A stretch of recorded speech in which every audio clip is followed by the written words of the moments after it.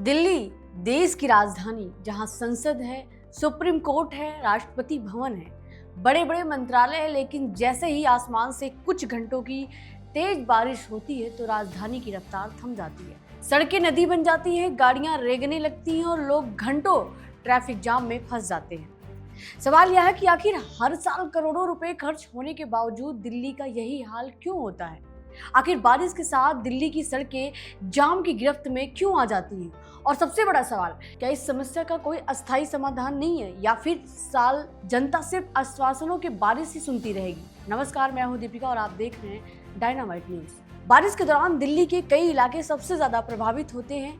Minto bridge, ITO, ring road, Dhaula कुआं, जखीरा underpass, पुल, प्रहलादपुर, बदरपुर, आजादपुर, मुकरबा चौक, द्वारका, रोहिणी और गुरुग्राम नोएडा को जोड़ने वाली कई रास्तों पर पानी भरना आम बात बन चुकी है। कई बार सिर्फ 30 से 50 मिलीमीटर बारिश के बाद ही सड़कें तालाब में बदल जाती हैं, गाड़ियां बंद हो जाती हैं, बसें फंस जाती हैं, एम्बुलेंस तक जाम में अटक जाती है और हजारों लोग घंटों सड़क पर फंसे रहते हैं। लेकिन आखिर इसकी वजह क्या है? सबसे बड़ी वजह है खराब ड्रेनेज सिस्टम। बारिश का पानी निकलने वाले नाले या तो गाद से भरे रहते हैं या फिर उनमें कूड़ा जमा रहता है। जब तेज बारिश होती है तो पानी निकलने का रास्ता नहीं मिलता और वह सीधे सड़कों पर जमा होने लगता है।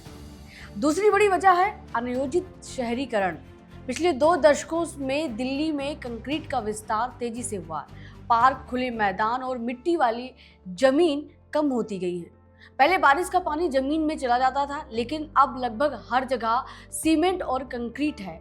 नतीजा, पूरा पानी सड़क पर बहता है और कुछ ही देर में जलभराव शुरू हो जाता है। तीसरी वजह है कई एजेंसियों के बीच जिम्मेदारी का बंटवारा। दिल्ली में सड़कें और नाले केवल एक विभाग के अधीन नहीं है। कई नगर निगम जिम्मेदार है, कहीं पीडब्ल्यू, कहीं एनडीएमसी, कहीं दिल्ली सरकार, तो कहीं केंद्र सरकार की एजेंसियां। जब समस्या आती है तो जिम्मेदारी तय करने के बजाय अक्सर एक दूसरे पर आरोप लगाते हैं। यही कारण है कि हर मानसून से पहले बड़े बड़े दावे किए जाते हैं, लेकिन पहली ही बारिश ही उन दावों की पोल खोल देती है। इतना ही नहीं, दिल्ली में हर साल मानसून से पहले नालों की सफाई और जल भराव रोकने के लिए करोड़ों रुपए खर्च किए जाते हैं। बैठकें होती हैं, निरीक्षण होते हैं, कंट्रोल रूम बनाए जाते हैं और संवेदनशील स्थानों की सूची भी जारी की जाती है। लेकिन सवाल वही है, अगर तैयारी पूरी होती है तो पहले ही तेज बारिश में राजधानी क्यों थम जाती है? इसका असर सिर्फ लोगों की परेशानी तक सीमित नहीं है। ट्रैफिक जाम के कारण ईंधन की बर्बादी होती है, प्रदूषण बढ़ता है, कर्मचारियों की उत्पादकता प्रभावित होती है, व्यापार को नुकसान होता है और सबसे बड़ी बात, कई बार मरीजों तक समय पर एम्बुलेंस नहीं पहुंच पाती। विशेषज्ञों का मानना है कि लंबे ट्रैफिक जाम से हर साल हजारों करोड़ रुपए की आर्थिक क्षति होती है। यानी यह सिर्फ ट्रैफिक की समस्या नहीं है, बल्कि अर्थव्यवस्था और सार्वजनिक सुरक्षा का भी बड़ा मुद्दा है।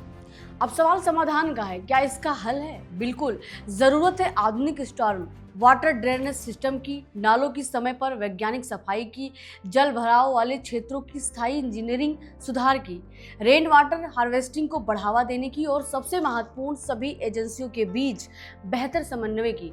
दुनिया के कई बड़े शहर भारी बारिश के बावजूद चलते रहते हैं, क्योंकि वहाँ योजना पहले बनती है और कार्रवाई समय पर होती है।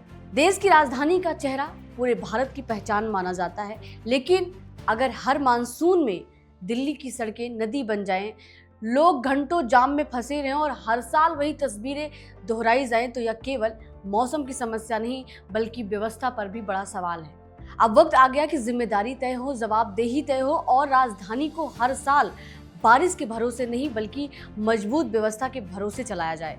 क्योंकि सवाल सिर्फ ट्रैफिक का नहीं, सवाल देश की राजधानी की साख का भी है। अगर आपको यह वीडियो पसंद आया है तो लाइक और शेयर जरूर करें। तब तक के लिए धन्यवाद।